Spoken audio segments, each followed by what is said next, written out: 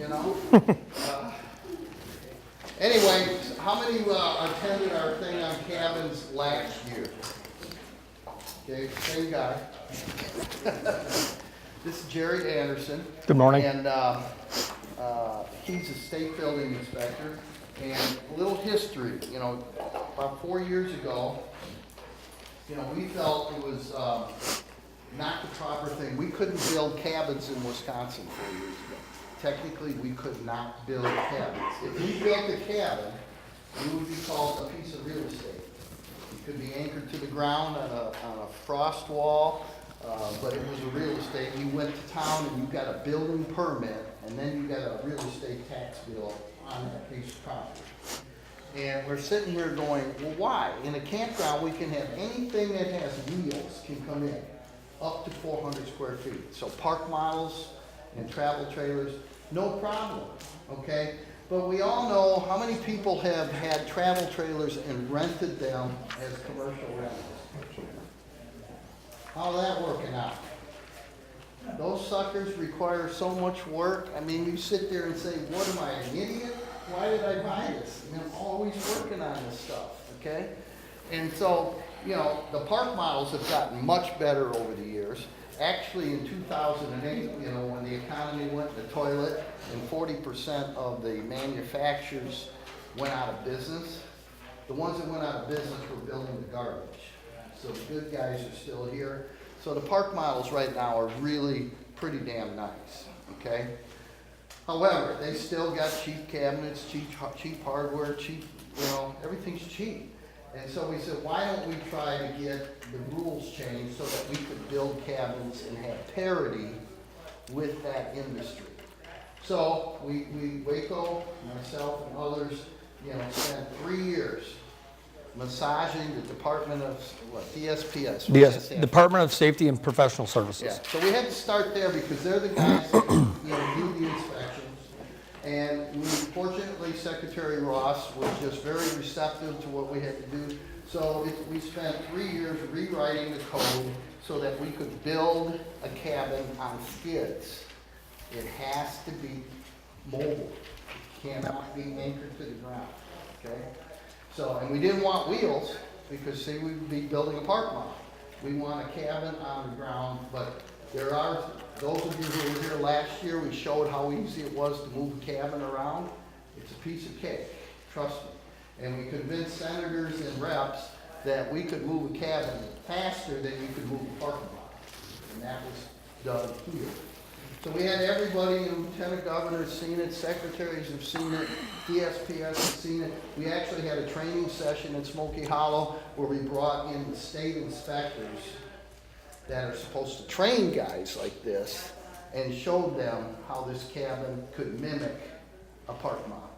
What was amazing is most of those state inspectors had never been in a park model.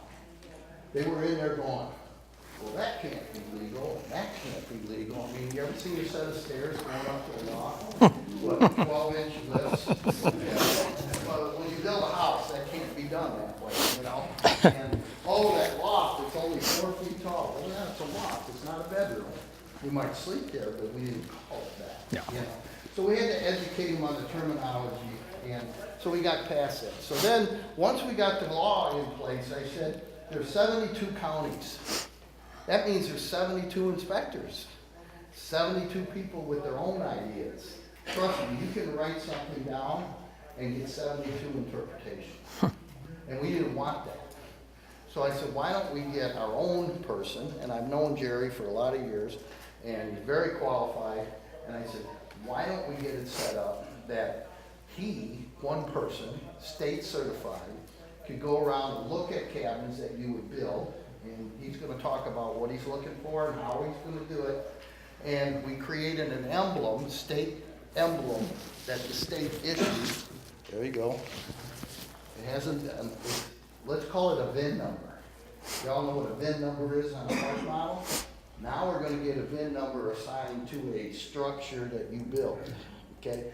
And this little VIN number is what any inspector, you know, like your health inspector, hey, it's got to be an RVIA approved trailer, right?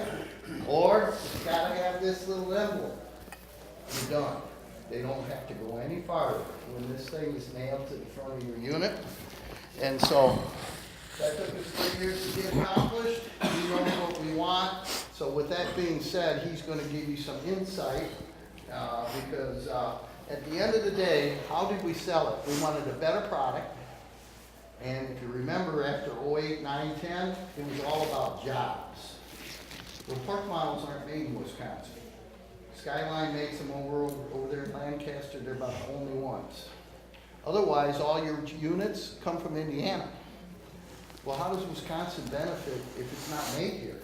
I said, if we do cabins, you can build it yourself to a point. You still got to have a licensed electrician, licensed plumber. We all have access to that stuff. And he can inspect all that stuff at the same time. But we can create jobs. And all the material to build a cabin is bought locally, your lumberyard, etc. So Wisconsin wins, and that was the big way to sell this down in the legislature, is that we have a product that's better and made here, and everybody wins. So, Jerry Anderson. Thank you, Bud. Just to hinge real quick off the this little tag that will be given upon a successful inspection. The green one is for a camping unit. They have a pre-existing camping unit that if it was built before this came into effect, it would be orange. Same price, just different application. So if you have something that's already pre-existing, it can still be inspected. It's like a home inspection because I can't see what's in the walls. I'm not Superman. I can't see through, can't see if the plumbing is done right, can't see if the electric has a screw or a nail through it. It's just a outside inspection of the walls, wall coverings, if you have a pre-existing camping unit. So that can still be legally inspected, and once it's passed, give you that, and it's on the campground owner to affix it to their structure, whether it's a yurt, whether it's a cabin, but that all falls under this. Something that's portable. Anyway, camping units. They do have to be under 400 square feet. You do need a 3.0 front door.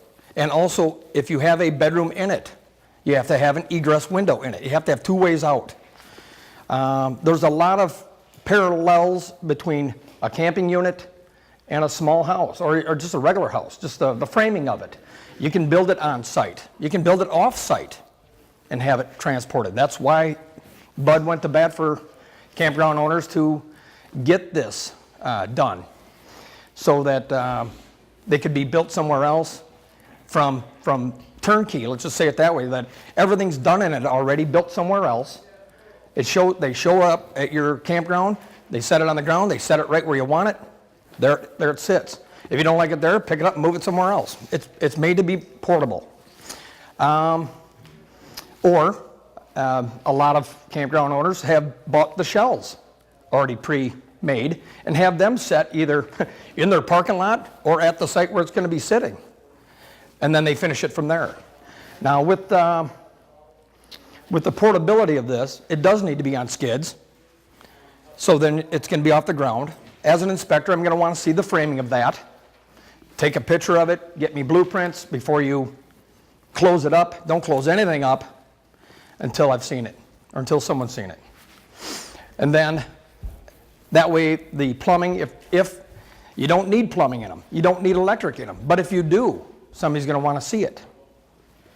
Got some campground owners where they take spray foam, they shoot the whole bottom cavity of the floor system for sound, hot, cold, keeping it climate controlled. They put an air conditioner unit in it, and that does keep the whole structure comfortable when it's 95 out. So you got the front door, you got 3.0 doors. Some people put kitchens in them. Some people put bathrooms in them. It's all wide open. And what I do is I would base my square footage on what the actual footprint is. I don't care. I have not seen in the code where it says you can't have it X amount of feet high.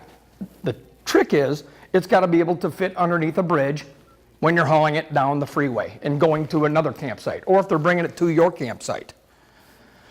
I don't know what that number is. I think it's like 14.6 or whatever.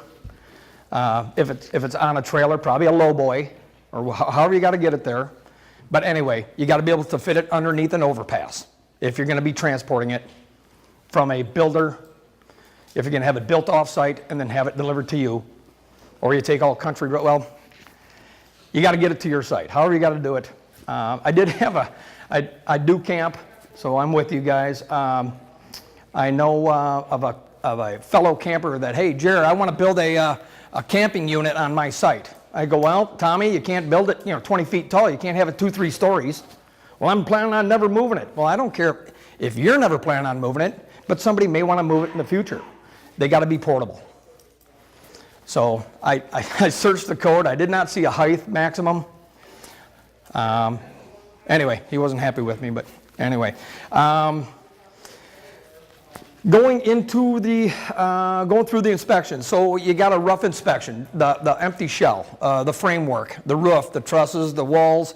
It's going to be the same as a 1- and 2-family home, just only 400 square feet or smaller. The header's got to be supported.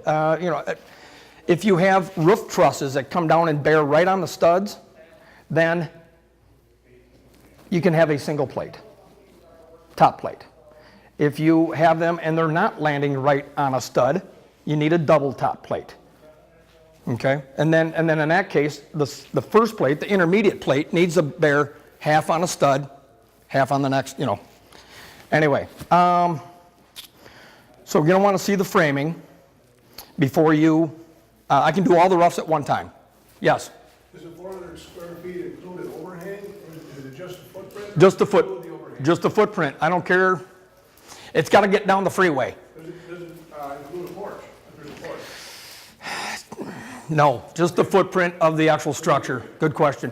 Because I got some guys that are applying for camping units, and they already have the porch on it.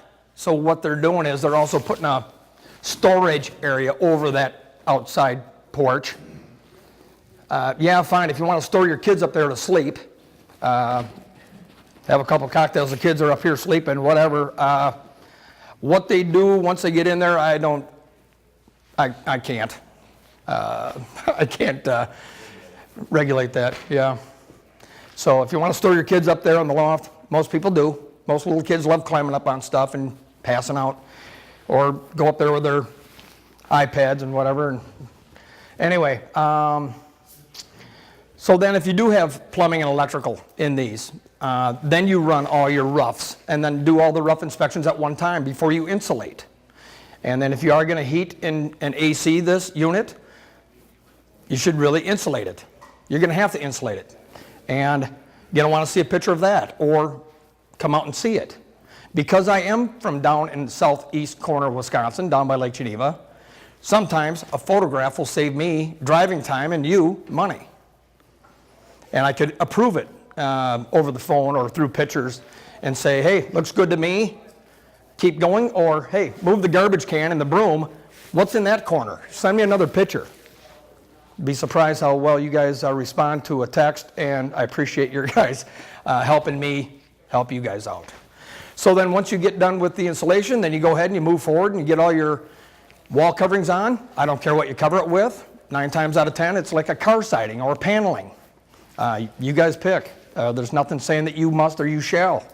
And then, you got a question? Yeah. Sorry. You're saying take pictures and stuff, so like once you got all the electrical run and stuff, you take pictures of all that and you can approve it? Yes.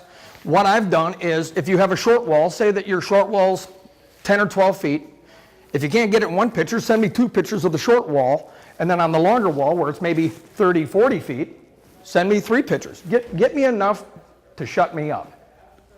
To approve, huh? Yep, video, sure.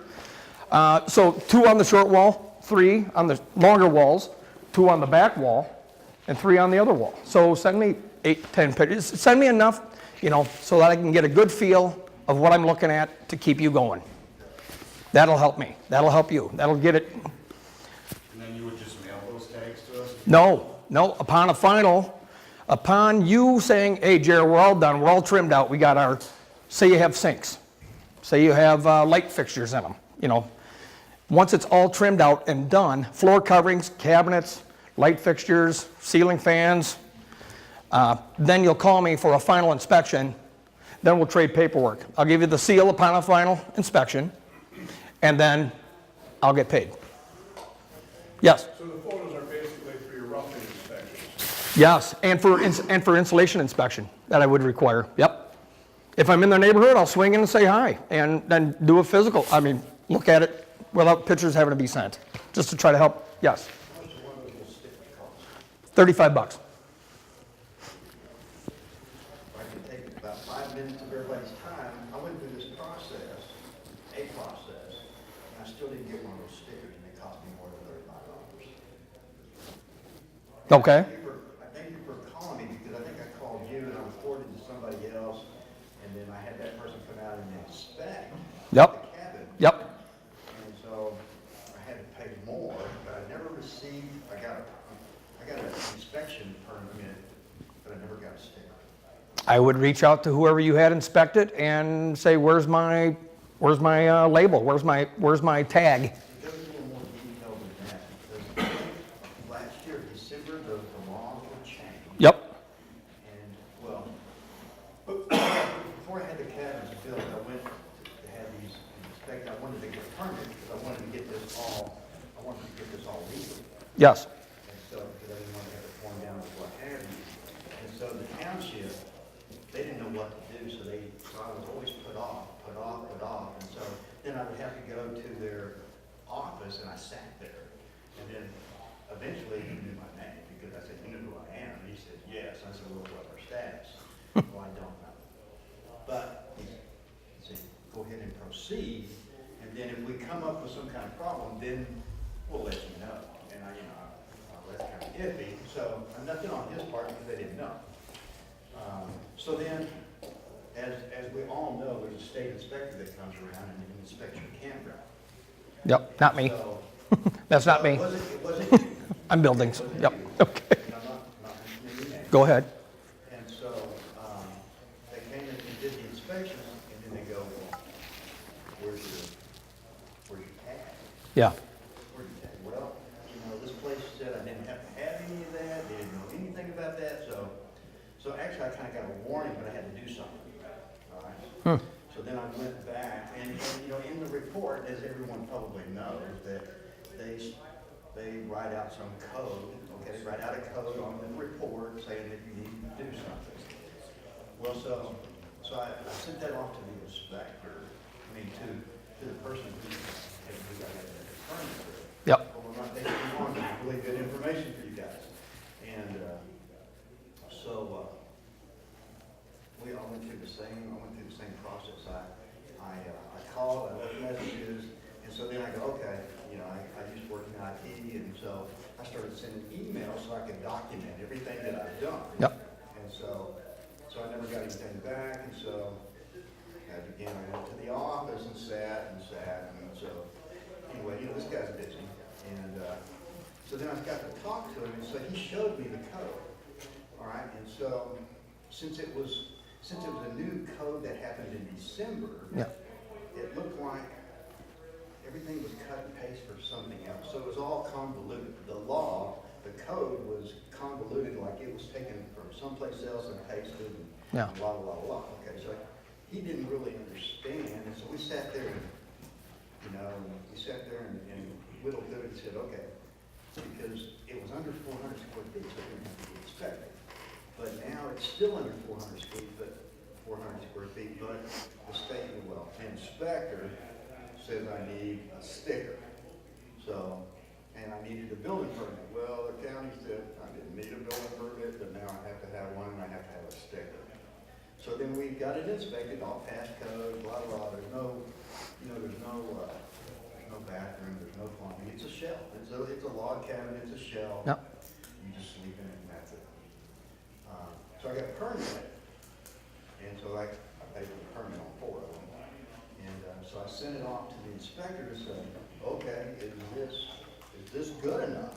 So you'll take it off this report and blah, blah, blah, because you're gonna come back around and you're gonna say, where's your sticker? Yeah. So I sent the inspection report to the inspector, and I never heard anything back. So, that's why I'm asking about the stickers, because when they come back around, you know, every year they gotta come back. Yep. They're gonna say, where's your sticker? And so I've got this email that I've sent this person, and I've got it dated and everything, and they never replied back. They just kind of said, no, I think I'll get back to you or something. And I've not heard a word, and so, now here we are, here's my story. What I would do would keep rattling his cage. You know what? Everybody's busy, and I'm really tired of that excuse of, well, I'm busy. You know, that's crap. Take 5 minutes, get it done, and then you can not have a story. Well, you'll have a story. It's just going to finally have a finish line to it. And get your sticker and stay on this person, whoever it is. I don't care who it is. Doesn't matter. They should really step up and take care of the applicant that has paid for this from start to finish, whether it's an application fee or if it's a seal or a label that you're looking for. It sounds like you've already paid for it. I paid for something, I mean, I paid for an inspection. Okay. I got that, but I never got your sticker, but again, it's gone through your office, I just appreciate that. Yeah. You contacted me back within, I think, 24 hours. Just let me hit on that now that you brought that point up. Building inspectors have a 2-day turnaround to call you and to get out there and to inspect. 2 days, state statute.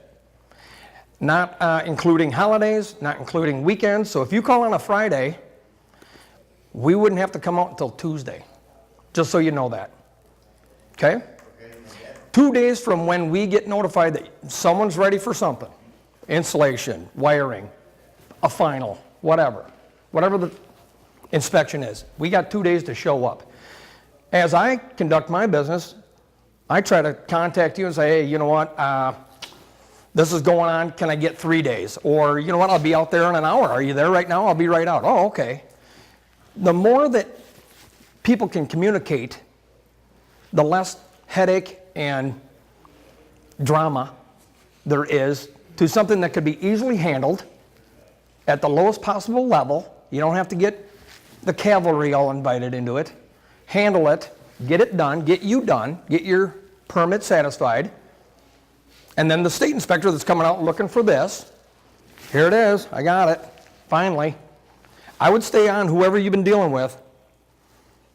I would keep beat him until he's, just stay on him or her, whoever. You're saying just not the state, but just the county inspector who gave me the permit? Yes. That's who I need to contact? Yes, he's the one. You applied with him or them. It's a crazy process, I want to let you know it's a crazy process. Well, I'd love to talk to you after we're done with this. So, I mean, thank you for everybody's time, but I'd like to talk to you after we're done. I'm going to be here all day, you guys. I'm going to be wearing this all day, so if you're looking for me, this is what I look like. Stay on them, document it, keep emailing or texting, however you got to document it, because that's going to save you with the state inspector that comes around your camp unit or camping ground every year. Say, well, here's all these tags, here's this, keep that. Please keep that. That'll save you. That should save you. The nice part about this that I imagine that everybody has gone through, and I'm a new owner, this is my second season, is that this person will say, and had said, well, I can shut you down. That's unprofessional, I agree. very unprofessional. I'd love to talk to you after we're done. Sure. I mean, because that person's gonna come back around, and as everyone knows, and as you know. Yep. I mean, when inspector comes around, you just keep quiet and let things go. Because, not that you would do this, but, I mean, no place is perfect. And you can always find something wrong, okay? True. So I'm not knocking the product, well, I'm knocking the product, but I'm not knocking you. Well, thank you. In certain points, it does need to be knocked. There is potential for better. And like Bud stated, that we do have 72 counties, and you got 72 people, 72 different opinions on, is this a coffee cup or does it hold water? Oh, God, shut up. It's a cup. Keep it simple. You had a question? Yes. Yes, sir. I don't have any at all, and I'm hoping to get one started this year, or a couple. But when we first start off, are we going through you, or are we going through our town and county first, and then you, or? I'd love to help you with it, so start with me. If you feel that you need local, you can call whoever you want, but I can help you from start to finish. And I'll get you a label when I'm done. We'll talk after we're done. I don't want to step on your guys' toes, but there may be a way to help you out. Yes, yes, ma'am. Business cards that you can put in the back for folks to grab at the end of class? What's that? Do you have business cards I do. that you can put in the back? They're in my. Grab? I got a stack of them. Hopefully I brought enough. Be gentle. I put in an order for more, and everybody's busy, so I didn't get my frickin' business cards. Anyway, I'm hoping to have a PowerPoint next time to help. You know, sometimes our people are visual and they want to see what I'm talking about. Yes, sir. I'm trying to compare what Bud said to what you're saying and trying to understand. Now, one of the advantages always with a park model is you didn't need a permit, and you could basically put it on any campsite you had, and nobody could tell you anything about it. Okay. So then it sounded like Bud said that these cabins could do exactly the same thing. Without the wheels. Without the wheels. And they are portable. Yeah. So. Go ahead. So if I buy one of these cabins from, like, I think Bud builds cabins or something, that he gets it approved, I can put that on a campsite, Yes. and I don't have to have a building permit? Depends upon if you're going to build it or if it comes. Buy it from a company that built it, It comes to you all with a finished, sticker, you do not need a building permit. and I can set that on a campsite, even if the campsite's right next to the lake. I don't have to worry about any 700 feet or 300 feet. I don't- or- Not with him, but with the state. With the state, yeah, I don't care where you set it, but your local zoning may have, So that's what I'm trying to May- get. may is, have. You know, we start with you, Yep. and you get us to the end, but now we go to the local people, and they don't like it, and I'm down this road, I'm trying to figure out the process of who I gotta talk to, who you gotta ask the right questions to. I'm leaning towards, these things are portable. So is it your, Well, I have county and township that Yeah. I both would have to deal with, that both like to get into my business. You're gonna have setbacks normally from a You may- body of water. you may have a setback. Some enforce it, some don't. yeah, and that's the thing too, But you won't with a trailer. Well, technically, yeah, they can stop you from putting the trailer, So or at those least see fence them. line and everything, there's regulations, how far, fence lines, everything, you have to be in the parks. But if you have the campsite already built. Yeah, right. And you put trailers on it previously, I think that it wouldn't matter. We did, I mean, so what we just did, we didn't do a cabin, but we did a building under 400 square feet in a campground that is on skids. We did like a shed for cleaning storage, and our zoning said we didn't have to do a single thing. We put it on a ground pad, on a skid, set it down, we said, you're in a campground, it's under 400 square feet, doesn't matter. you know what I would do would be, before you spend 1 cent, talk to your local and see what they're willing to let you do. And if they say, no, go ahead, get it in writing. No, we don't care. You got a slip here, put one there. You got a slip here. I would contact them first, and then they'll save a lot of headaches later. Well, hey, here's my letter from you saying I can do this. Then they get to pound it. And talk to your health inspector too. I would talk to both zoning and your health inspector and just see what they say. Good point. I would check with them before you assume that it's okay. It's just because it's a law, doesn't make it right. I don't write the building code either, so I'm just here to share the love and let you know what I am looking for, what I'm not looking for, and how to help you guys from start to finish on it. Thank you. Good question. Yes, sir. So am I getting this right? We have to use our local inspectors and you? No. In order to get this? No, sticker? me. Just you can do start to finish? If there's- All starts and ends with you? Yes, if there's more that you need to inquire. Now, Bud was touching on something the other day about a local township was asking that this building needs to be anchored down. He goes, well, I don't have to tie down my park models. Well, over here we have to, but over here we don't have to. So here comes the gray. It's like, well, do I or don't I? So you're the guy? I'm it. Yeah. Yep. Yes, you got a question? Yeah, sorry, the ones previous to, like the ones that are already existing, the guy just asked our county if there was any way we could look at building a new one, and they said the ones, they don't really have anything figured out even for existing ones, basically they said it's not illegal, but they're not really legal, so they want us to kind of wait for asking for a new permit, but she kind of said just get started and we'll try to catch up with you. Wow. So in the meantime, Okay. if we start that, obviously just take pictures of everything so they can see before. Document. electrical stuff and- Document everything. And does electrical have to be disconnectable then? Is that? Yeah, electric and plumbing needs to be able to disconnect again so that you can move it because you don't like it on 7B, you want to move it over to 7A. You can unplug the water and the sewer and the gas. Do you happen to know on the tanks for underneath, is that acceptable to have those? You can have them underneath. I think you can have them underneath. Porch or something? Yeah, you can try to hide or screen it out back or somewhere. Yeah, I'm just more concerned That about, doesn't have to be something you can take away, it can be. but it can be above ground and if I it's, believe so, yeah. Or underneath a unit. You got to be able to empty it Right. and maintain it and make sure it's in good shape. and not let other people play with it. So pretty much what you're saying is similar, same thing as a camper, but without wheels, put the black tank underneath it as a holder, not a holding tank, but a transfer tank. Yes, That's it, you're And you can hook them to sewer? yes, as long as you can disconnect and haul it. If you need to, if you don't like it here, you can move it over here. Yep, That used to be one of the sticking points. isn't no, it? not anymore. It's got to be able to disconnect. If you have water and sewer to it or electrical to it, some people have just an empty shell. You can go and just have a bare bones and have it just truly be like a lodge where it's open sleeping and, a card table. Maybe not even a loft. Maybe have it just vaulted ceiling on the inside, whatever. Or you can go all the way just totally nutty and make it look like a tiny house that has cubbies and nooks and crannies and stuff. And here's my ironing board. And I've seen a lot of stuff from bare bones to, what the hell? Wow. What about Railing railing heights? heights.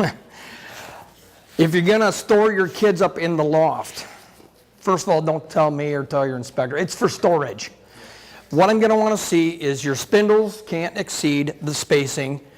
I tell them 4, because it's really 4 3/8. So let's shrink it down a little bit. And then also, basically, what I would be looking at is that it's high enough that if you have an air mattress or a mattress or something up there, that you're still about a foot above that. So if somebody's rolling around sleeping, they don't just do a header off the loft. And I would put maybe something in a contract that if you're gonna have these camping units, that you maybe inform,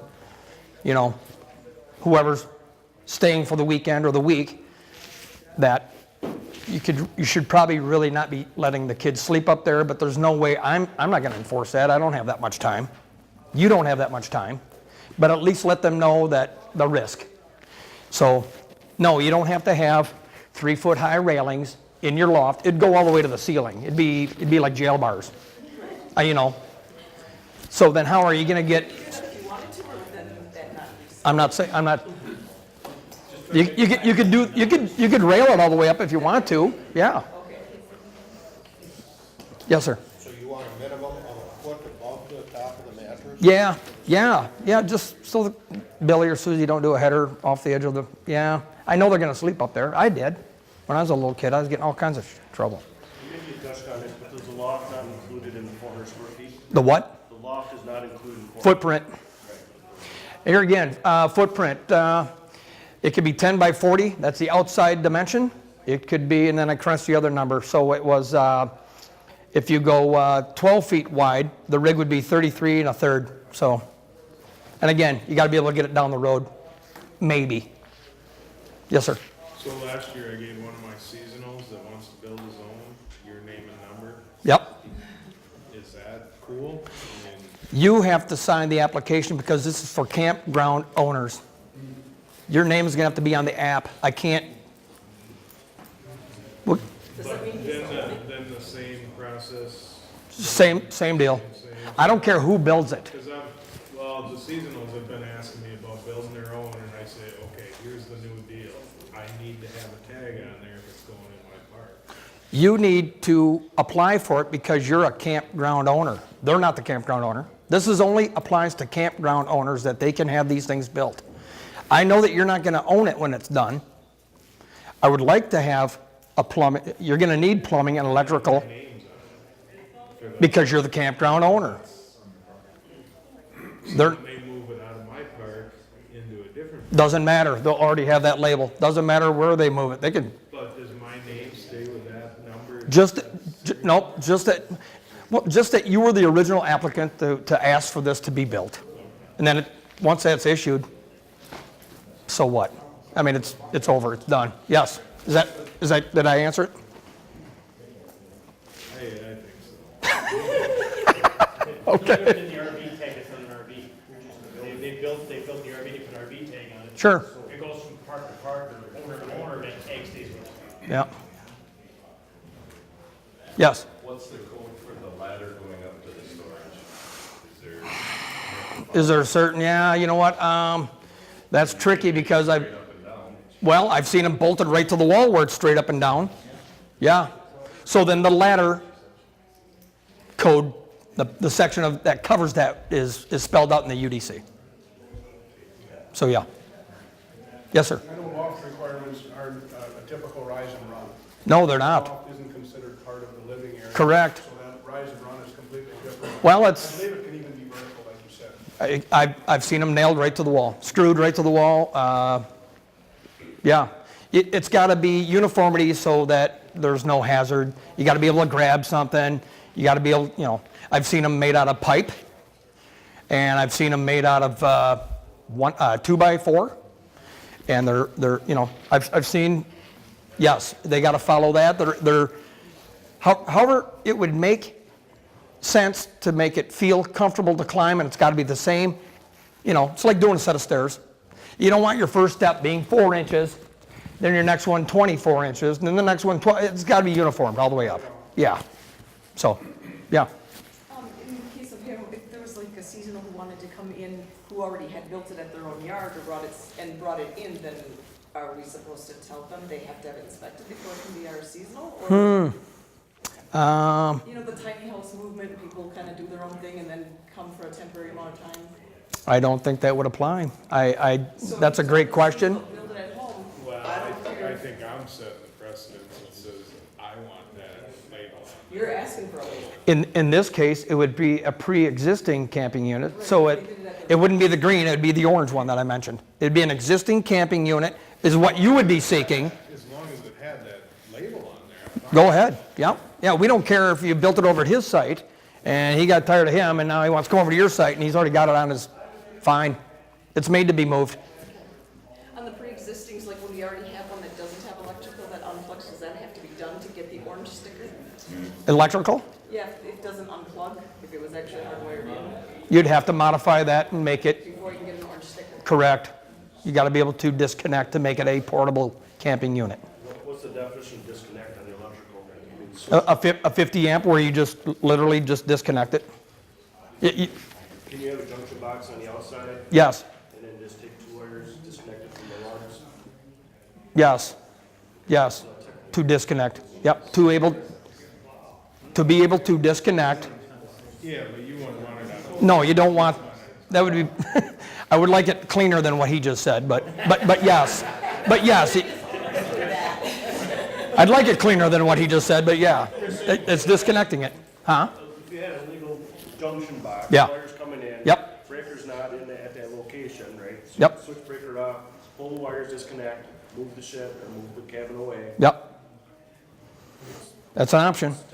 It's disconnected. I would like it, it's still cleaner than what he's saying, where it's maybe a cord where you go and you plug into the pedestal. Wouldn't that make sense if you hardwire then, if you're not unplugging it? What he's talking about. It's already hardwired. He would like to be able to get a seal and make it a camping unit. Oh, okay, so he would maybe put a plug on it. Put a plug on it. Have a nice I think day. that would meet the intent more to have an actual plug. Correct. That's your. That's the intent. It's got to be able to disconnect, Wires apart to move it. or a Fernco on plumbing. Sure. Disconnect it, back out the screws. Okay, move it. The electrical, I would think, would need to be plugged in. I would think. Thank you.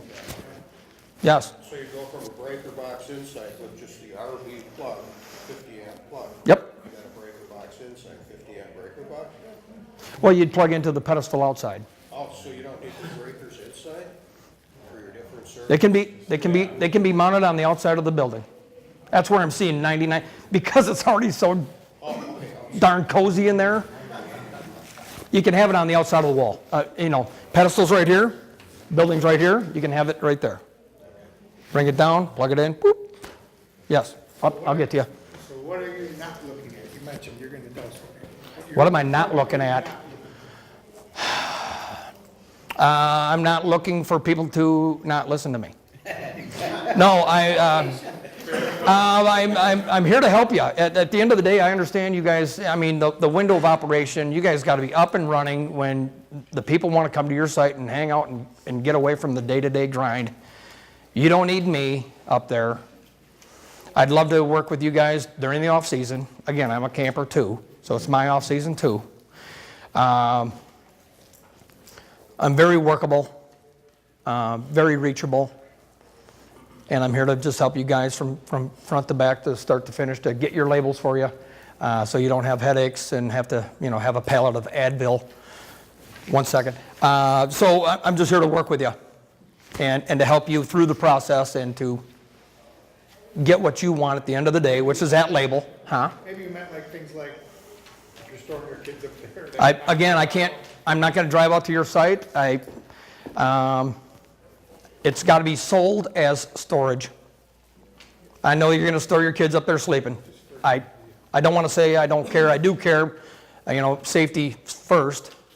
But the kids are going to sleep up there anyway because it's fun. You know, hey, I'm up in the loft. You know, watch your head when you sit up. Yes, sir. So if you had a cabin with skids on it and you were like on a hillside a little bit, can you block it? Yes. Okay. Yeah. No, you got to have it follow the topo of the ground. Hey, hang on. No, yeah, please block it. What if it's a pier? The more you can make that solid, the more I love what you're doing.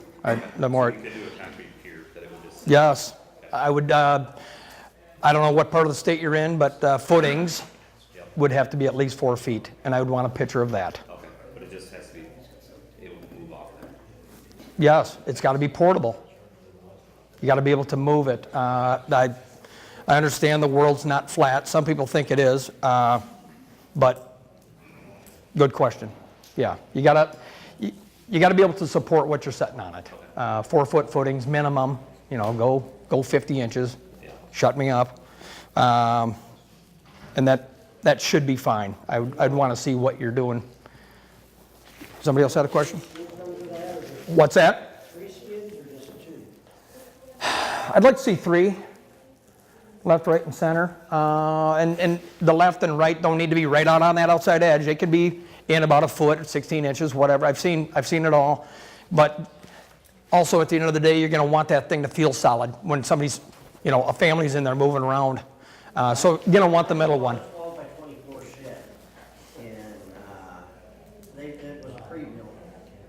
And so I'm thinking back to that and how we could build them at the campground. Yep. I've seen them where they have the 3 skids. They're all 4x6s, treated, green treated, womanized. And then that's a good tune. I like that one. But then they put their floor framing 16 on center, and then they run their infrastructure if they got plumbing or electric underneath there before they foam it or insulate it, and then they deck it and shoot it off just like a regular house. You know, tongue and groove, glue it down, tongue and groove, subflooring, easy stuff. Yes, sir. I'm just thinking out loud here with, you said 2 or 3 skids. 3. With the third one underneath would be more difficult for blocking and stuff. Wouldn't you be better off with 2 skids, but just strong enough floor joists to make the span without having that center support? Might be better for blocking, because how are you going to get under there to block up that center skid? Well, hopefully you have a flat spot, but some people don't. And if you, I'd be willing to, again, part of being workable, whatever the span on the span chart in the code says that if you need a 2x8 or 2x10 to get from here to there, fine. If you can show me that you're doing it and meeting or exceeding code, we'll be buddies. We'll be fine. Yes, sir. Okay, you see these, they're all over the state. These little places where they're building these sheds, everything from 14 by 40 to whatever. yeah. and they bring them to your site. Is that considered to be the same, pretty much the same thing as what we're discussing here? The cabins or? No, that's just a portable storage unit to me. It's not a camping unit. Okay, because they, I mean, a lot of them are, I mean, you got 3-foot doors and everything else in them. They're, Put their RV, or their ATV in there, and just well, they're. drive it right into the living room. No, they can just walk right in, and they're wide open. Okay. Finish them off if you want. In fact, one gentleman said that people are using them as cabins. Yeah. The place where I bought mine, they built cabins. Okay, And they're Out all the same shed. Yep. That I got, they also just take the double door out, put a single door in, put a single door in, and, a couple of windows and it's cabin. I mean, the floor joists are all 16 on center, what they've got on there. so what's the question? Can they use it as a camping unit? As this mobile Camping unit. camping unit? If they got applications and they're dealing with an inspector, whether it's me or somebody else.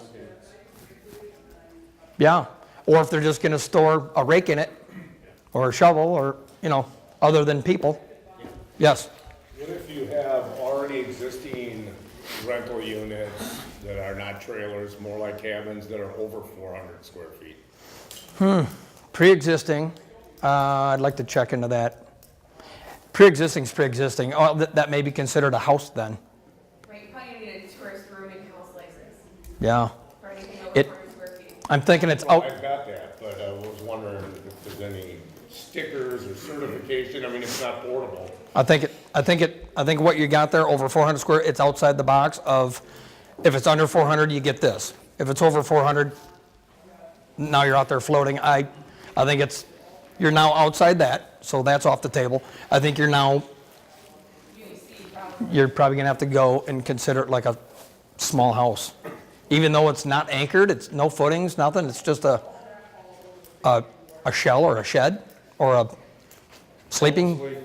The magic number is 400 square feet. Yeah, that is the magic. Over that, it's UDC. Yeah, yeah. building codes, Be a home, gonna get anchored. considered a house. The way it is. Yes, sir.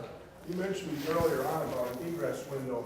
Yep. If someone has a cabin that's just one single room, Yep. does that need an egress window?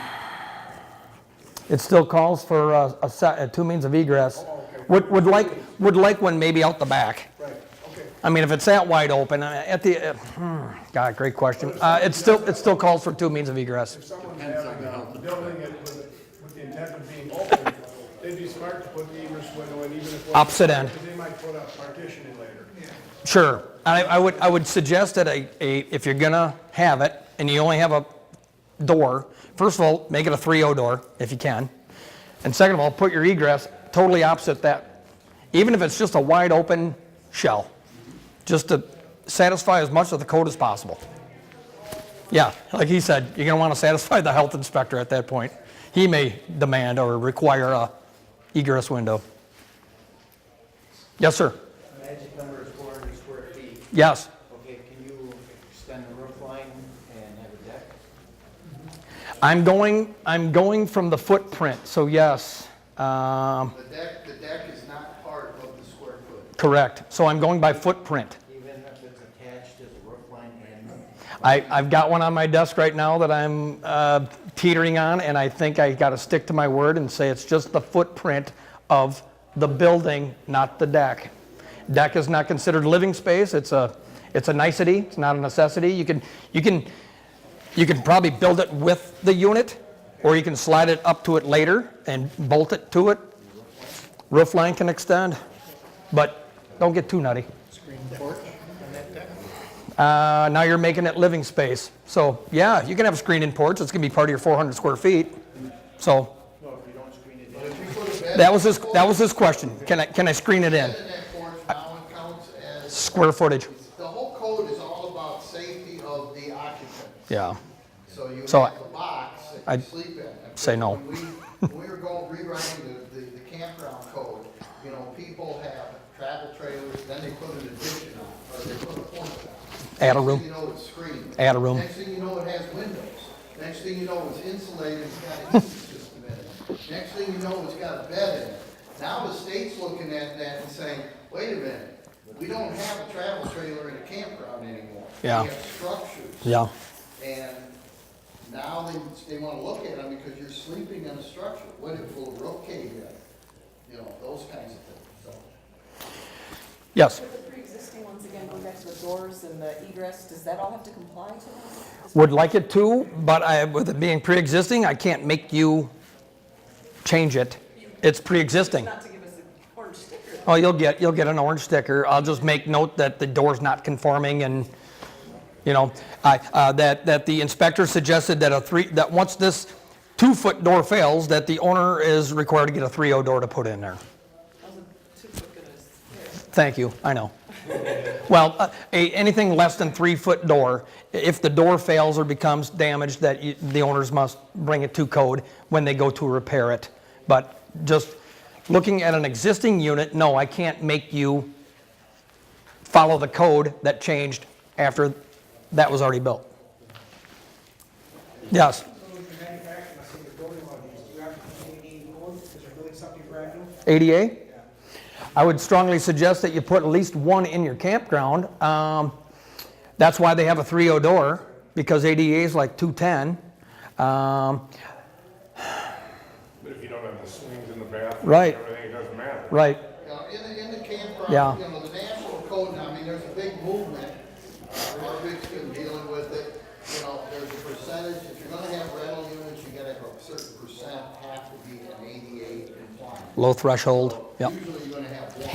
Handled everything. Bathrooms, so you gotta have ADA somewhere on that property. Lever handles for hot and cold on a sink. If there's a sink in it, lever handles on doors. Knee bumpers if someone's going to be rolling up under a sink. Knee guards and stuff so they don't smash their legs into the plumbing or the P-trap and stuff. So I would like everybody to consider putting an ADA unit in with a low threshold so they can roll right in and have it maybe compressed to the ground so somebody can enjoy it. It can be rented out to somebody who's not ADA, and just because it's an ADA unit, that doesn't tie your hands from not being able to rent it out for the weekend or week or whatever your terms are. So, anything else? Yes, sir. Does your department have a time frame on existing cabins being labeled with your label? Good question. No, I think just as they come aware that campground owners try to be compliant.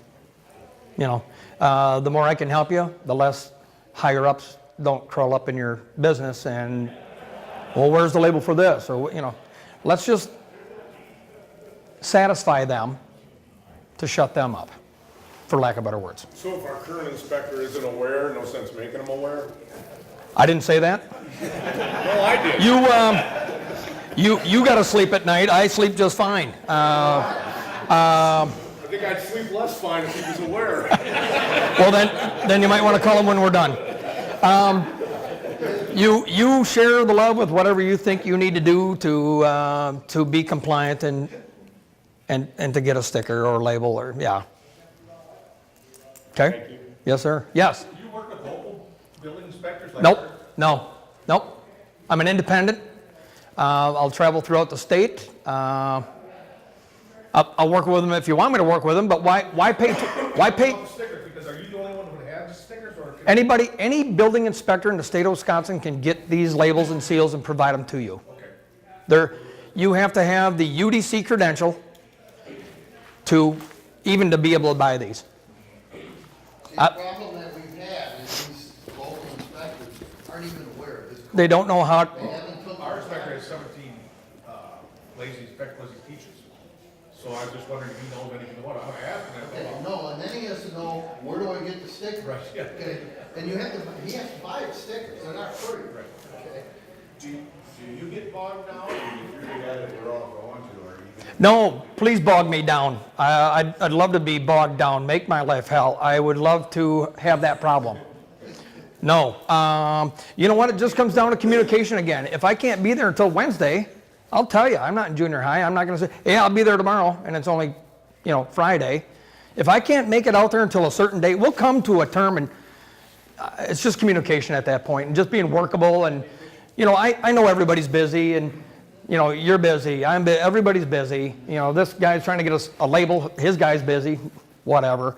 It just comes down to communication at the end of the day. Just don't yank me around. If you can't make it, fine, call me.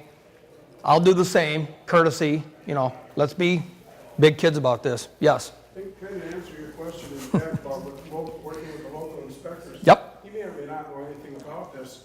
If you go through the process with him and you get your sticker, let the local guy find out on his own, say, well, what's with this sticker stuff? Now, you're in the lead on this, and the inspector's trying to catch up, fine. But I would work with the state first on this because the law is there. Yeah, I was just wondering if you use it with them, like locals or something. That's all I was curious I- about. I'm sorry, 2 years ago, I tried reaching out to local municipalities, and they said, you know what, Jer, we don't have time for that. And what I should have done was gotten a letter stating, please, sign this saying that you don't want to come out and look. I'll take care of it. Going forward, if I have to talk to your inspector, I'm going to get him or them, your village, your town, your city, to sign a letter saying, you know what, he can have it, just to cover my tail, if it ever gets nutty, because I'm not looking to step on anybody's toes. I'm just trying to be convenient and a source for you guys to get your camping units built, get the stinking labels on them so you can affix it to your kitchen cabinet or wherever you want to put it. It needs to be stuck to your camping unit, whether it's a yurt, a camping unit, whatever you guys want to put up. I'm here for you. Yes? Is there ceiling height requirements if you're gonna have balance and once you finish it? I would say that your ceiling height, I'd say your ceiling height requirement's going to be probably 7 foot. And please try to put fixtures that are either flush, like a can light, or a self-mounted, like a half round, something tight to the ceiling. If you want to have a ceiling fan, put it where it's vaulted, so nobody gets a free haircut when they're trying to climb up the ladder and get knocked off the ladder, and then you're in the hospital for the weekend and you're not having fun. Is there issues with bulbs being exposed if it's downward and a bulb is actually down? Safety first. I mean, you don't keep it recessed as much as possible. I'd say 7 foot's probably your magic height number, because that is referenced in the UDC that habitable spaces with height of 7 feet or less can't be factored into square footage. Like if it's up, like if you're going to finish a third floor of a Victorian house and you just want to use this little tiny space that's right down here and you want to put that box down there, but you're trying to get, no, 7 foot is the happy number that you're going to want to achieve. Make it 7'1", so when you put your covering on it, I can shut up. I'm satisfied. Yes, sir. Oh, you talked about blocking before 4-foot piers. Yep. What's the purpose of the 4 foot? I understand frost, but Frost. if it's sitting on cinder blocks or a concrete pad that's floating, what would be the significance of 4 feet of cinder? Well, as we experienced this past year, Mother Nature is very cute and cuddly, and she's just not ready to let go of winter, and it's just going to be a better product. Unless you want your cabin sliding down that hill, fine. I don't want it to, so please put in your 4-foot footing if you're going to have it on an aggressive topography or or whatever the slope is. Get it so it's flat. Anybody else? Any other questions? So when we get to the end zone, let's just say, so wearing the Packer colors here today. When you get to the end zone, I'll come out and do a final inspection for you.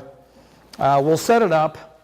What I did last year was I had probably, at least 5 or 6 campground owners, and I was already up on Lodi camping, and I left at like 5:30 in the morning, and I drove, just a little quick story about me. I drove to all these campsites. I got back at 7 o'clock at night. I put on almost 1,100 miles. I've seen 5 or 6 campsites, and I even went to the place where they build these that will do it turnkey, or like what you were saying, where it comes to you and it's already finished. We got a beautiful state, we got a lot of great campgrounds, and I'm just here to help you guys out at the end of the day. And yes, sir. When somebody wants to build their own cabin, do you have any sort of standards that you can give out? That is, the ceiling height needs to be this. Just a few of the basics. Yeah. If someone doesn't build something, Yes. now it's too short. People in this room are understanding what you're saying. Yeah. But is there something that people can access that would give the specs? Two things on that. First of all, hire a legitimate contractor that has his license number for a dwelling contractor. They should know, because they have that credential as a legit builder. Second of all, yeah, I can hand you the literature, the DSPS section that would cover the construction of it. It's probably 20 pages, 30 pages. I'd print it up and hand it to you, not a problem. Anybody can go to the state webpage, click print, and have it for themselves as well. It's online, and I can tell you that web address, and it's pretty easy to access. He might be meaning like for those roadside sheds that you see that they're selling, and they say they'll sell the camping units. Like those people, if they just knew at least the windows and the door sizes that are required, that would really help. If you want to buy a roadside one, an empty shell, is that what you're saying? That if you have a roadside barns and sheds that are sitting along the road and you want to pick that one here, and would that be compliant? I don't know. I don't know how much they know. I wouldn't. Right. I wouldn't know until I got into it and started inspecting it. So They could make them if you ask. They will make the sizes you want if you ask them, but it'd be nice if they just knew that they could build a few for people. that's where anybody can go online, go to DSPS, and well, that's where the campground owner would go in and say, here, I want this made, or make me 10 of these. It's got to be this high, you know. That's why I think he was thinking maybe a simple form with the basics that they could, because they might not. I could create that for you. We can talk later. I wouldn't have it in your hand today, but it's something that I could get to you eventually. Yes. And for anybody knows those roadside stand, I mean, we stopped at one on the way here, to be honest with you, right over by the Sunset Curve, by the Euro Pack area there. We looked at a 14 by 40. And I thought, you know, this would work out. How big? But they have How big? 14 by 40. Yeah, too big. For different purposes. It's too big. Yeah, but okay, they also had 12 by 36, something like that. Still too big. There was, the one we looked at was 380 square feet. Okay, that's big enough. So, but the long and short is, we're also looking for another purpose on the, in the campground. Okay. But nonetheless, they're all built 2x4 construction, 16 on center and they're all treated decks and everything. Yep. But they also have they have flyers and pamphlets. So worst case scenario, if you have a question, get his contact information. You can Forward it to me. Email it to him, send it to him. Yeah. And that way he can look at it and say if it's compliant. Yes, no, maybe so. You know, have. I want to mention, you've heard of the company North Star, that's what you saw in the parking lot last year. Yeah.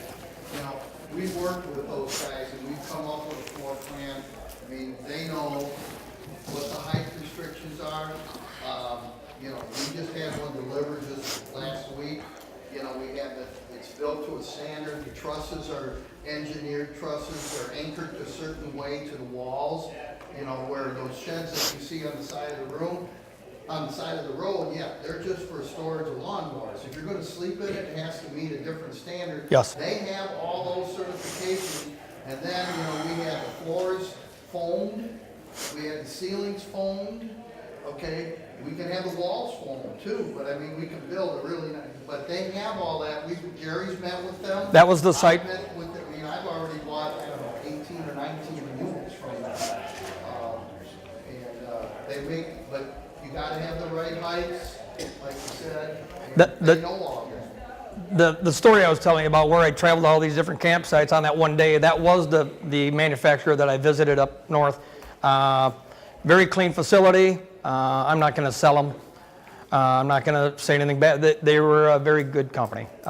Very easy to approach, very legitimate, and easy to deal with. So I'm sure there's 10 more or 20 more just like them out there. I've only met this one. So anything else, Pete? Yes, sir. Yes. Okay, we're out of time. Oh, so already? I need your evaluation I was just warming up. sheets. Good morning.